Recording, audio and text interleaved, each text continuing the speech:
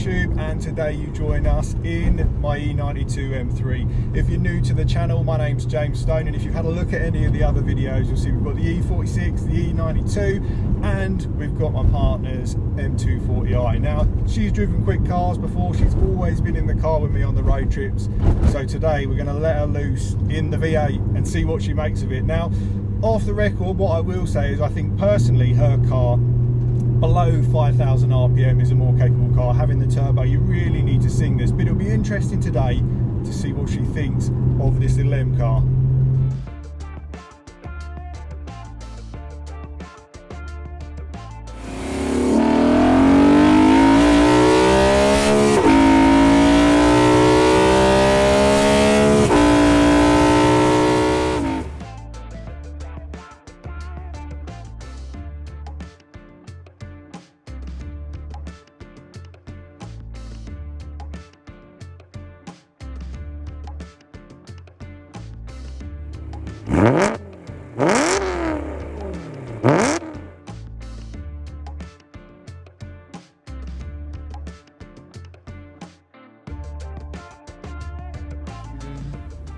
Oh, it feels well. Oh my god, I need to put my seat up.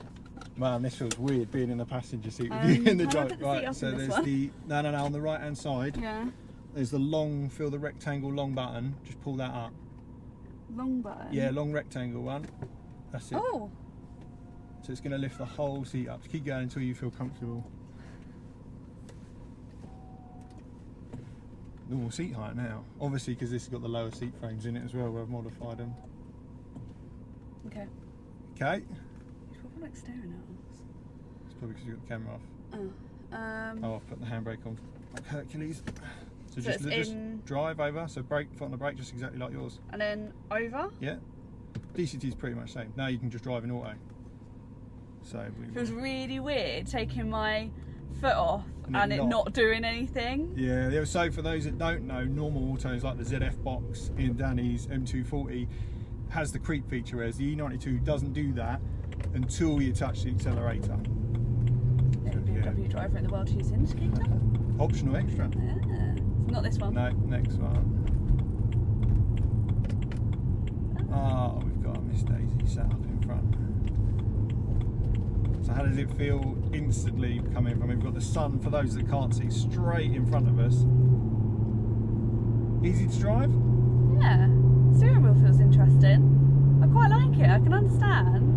The Alcantara wheel. Now, what you guys also don't know is I have to clean the cars. And the moisturisers, the hand creams are fine on leather because you can wipe it off, but for those who've got Alcantara wheels, I have baby wipes in the glove box to wipe my hands if they get dirty. So I wouldn't say it's those that like wearing makeup friendly, but it is brilliant to drive with. I have washed my hands several times before getting in the car. Yeah, you just follow it. Does it feel wider on the road? A little bit, I guess. But then I drove the 320D. Yeah. And that was a bit of a bus, so... Although E46 is a lot smaller than this, but she hasn't driven the M3 E46 yet, just the E92 today. So first M car, 400 plus horsepower experience. I rolled it outside the Nürburgring actually. Yeah, this is true actually. Went out of stone in the tyre. Here we go. So just go round the roundabout back the way we came. Oh, okay. Now the one big gripe I've always had with the M240i or the M-Lite, good little car, has always been steering weight. So how does that feel for you? Because I love the way, yeah, it's noticeably heavier, but it's also the last proper M car with hydraulic steering. So that now is a thing of the past with the new M3. So I think these will be a safe investment for years to come. But is it a friendly daily driver for your partner? Would you drive it every day? Yeah, I could drive it every day. It is slower as well when you put your foot down. Yeah, see, there we have it, ladies and gentlemen. The 240i has more go, but it isn't turbo. So this car, as we'll hopefully experience in a minute, is all about revving it out. Sub 5,000 RPM, these are not quick cars, I don't think, but get them to that sweet 6,000 RPM point, and they really do sing.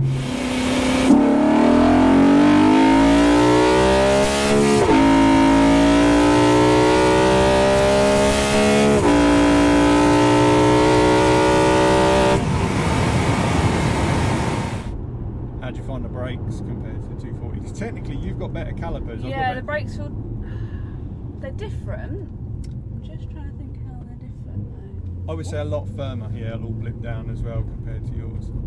Yeah, mine are maybe more spongy.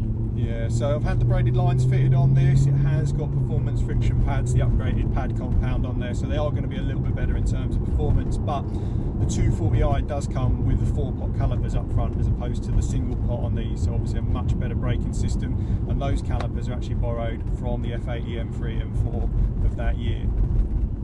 We can actually have a little see what it goes like. Obviously we quickly flew over to Mexico for this shot, as you can see by the weather. It's sunny, it wouldn't be the UK.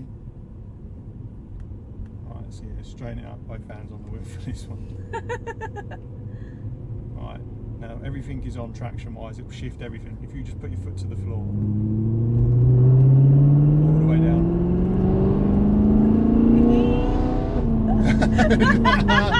It's like, nah, barely tickling it, barely tickling it. Didn't even come in. I was waiting for it, I was like, here comes the sound.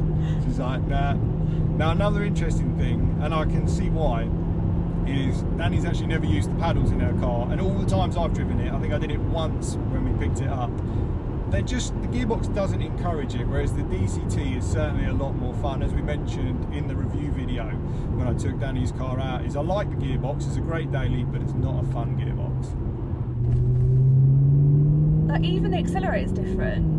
Lot of trap. So at the moment, because you're obviously naturally aspirated, there's no response below that 5,000 point, which I think if you're new to this sort of car, initially it can feel quite slow. It's sort of underwhelming really, because you expect a lot, especially if you drive the later turbo variant, but these do want to be swinged right round to that 8,000 RPM point.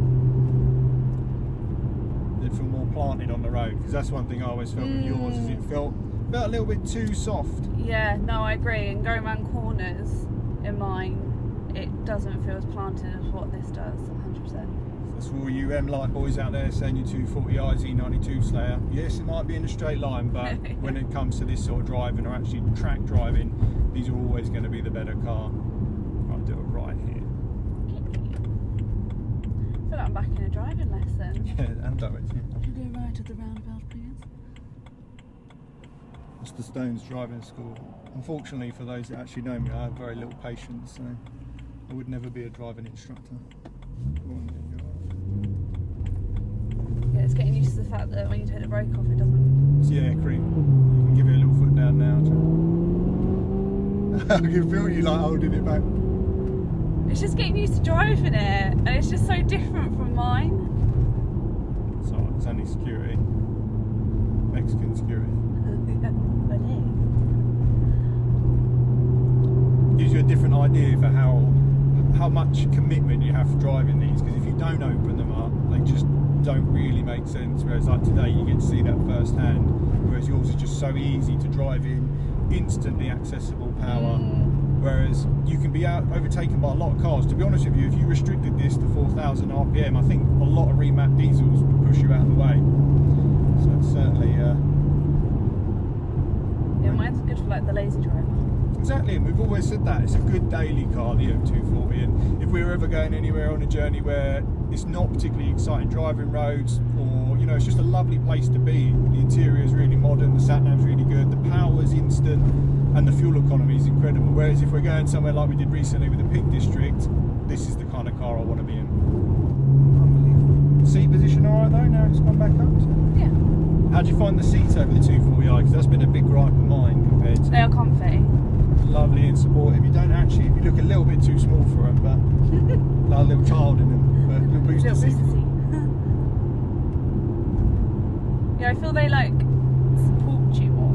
But we do have to stress, obviously, to you guys at home, these aren't the standard seats. These are actually from the M4. I've done a video on it. If anyone wants to check it out, it makes a massive difference. But the other advantage on this one is I've actually removed the runners, so it doesn't go backwards and forwards anymore. Gives it a massive seat height drop of about 40 mil over the standard one. But the beauty of is that you can still move the seat up, and as it goes up, it goes forward. So if you have got a shorter partner, you still have the benefit of able to let them drive the car like in these situations. Did it feel firmer than yours as well? Like yeah. A bit more crashy.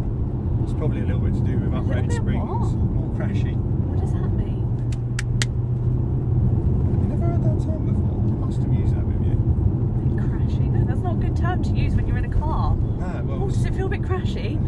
something.